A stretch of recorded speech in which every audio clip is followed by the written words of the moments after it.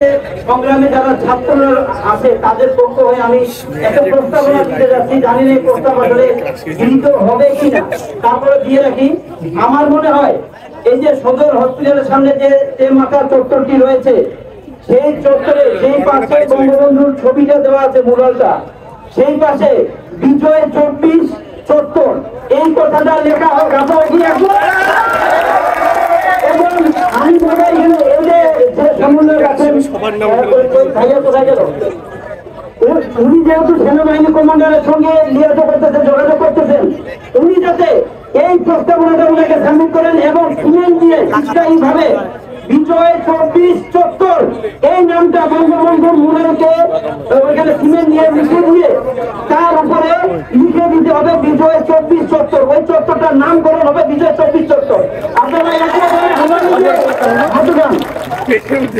এই প্রস্তাবনাটাই আসলে ছিল। ছোট একটা হয়ে কথা বলবো, সেটা হলো পরশু দিনে যে ঘটনাটা পলিটেকনিক্যাল থেকে যখন বের হয়, মানে আমি অবাক হয়ে গেছি।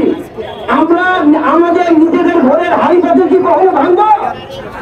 আমরা নিজেদের ঘরের ঘাস তরণী সত্যি কোনদিন ভাঙবো? তাহলে কেন কেন বারবার আমি 7 থেকে 8 বার গিয়েছি ছাত্রদেরকে প্রোটেকশন দেওয়ার জন্য। তোমরা শেখ হাসিনার ছবি ভাঙতেছে, ছিটতেছে, কিচ্ছু বলি নাই, কিন্তু তারা লাঠি দিয়ে সেই ফ্রেমগুলোকে ভেঙে ফেলতেছে।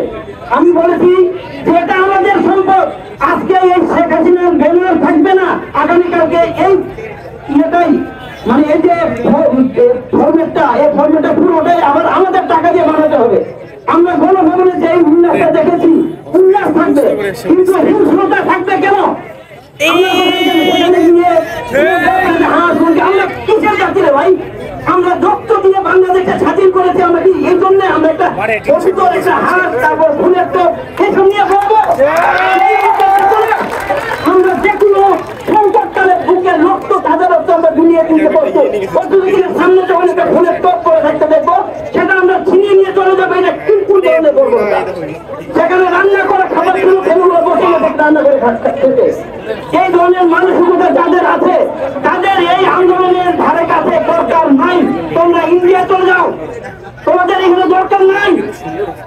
বাংলাদেশের প্রত্যেকটি সম্পদ আমাদের নিজেদের সম্পদ। এই সম্পদ আমাদেরকে রক্ষা করতে হবে। এবং পুরো হিন্দু মুসলিম আমরা এক, আমরা একটা হয়, এক প্রাণ। আমরা গাইব শুধু বিজয়ের গান। এখানে অন্য কোনো কথা থাকবে না। কোন সংখ্যালঘু ভাই, কোন সংখ্যালঘু কম বা তাদের কোন ধর্মীয় স্থাপনার উপরে কোন হামলা আমরা বরদাস্ত করবো না। আমরা যেভাবে আন্দোলন করে এই স্বাধীনতা ছিনিয়ে এনেছি, আবার সেইভাবে আমাদেরকে মাঠে নেমে বুকে তাজা রক্ত দরকার বলে প্রয়োজন করলে সেটা ফিরিয়ে দিয়ে আমরা তাদের সম্পত্তি রক্ষা করবো। এবং হিংসাত্মক ভাবে কোন আওয়ামী লীগ পরিবারের কোন সম্পদের উপরে আমরা আঘাত ভাঙতে দিব না।